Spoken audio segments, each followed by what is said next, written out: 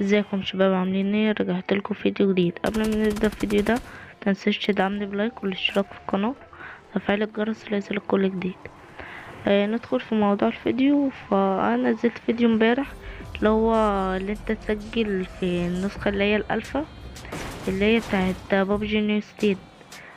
ففي قلت لكم يعني ان انا لو حد مش عارف يسجل يعني وكده، ففي واحد كتب لي في التعليقات اللي هو مش عارف يسجل ايه في الرابط اللي انا كنت نزلته امبارح.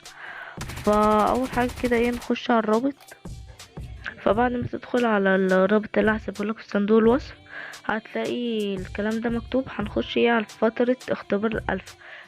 دي بيعرفك يعني هو من 27 أغسطس اللي هو الشهر ده لحد 29 أغسطس. يعني هتقعد 27 28 29 3 أيام والألف دي هتتشال تاني.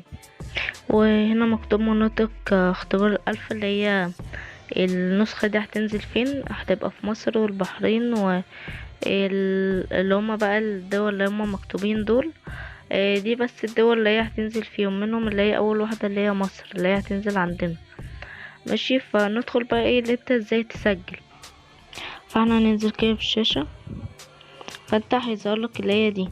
فهتدوس على لقد قرأت الإشعارات اللي هي لو عايز تقرا الحاجتين دول اقراهم، لو مش عايز دوس على اللي هي لقد قرأت الإشعارات. فهيظهرلك الحاجات دي. لو انت ايفون يعني فهتختار اول واحدة، لو انت اندرويد يعني فهتختار اللي هي التانية، فاندرويد هختار التانية. فهتحط الايميل بتاعك اللي انت عايز اول ما تيجي الرسالة توصل على الجيميل عندك.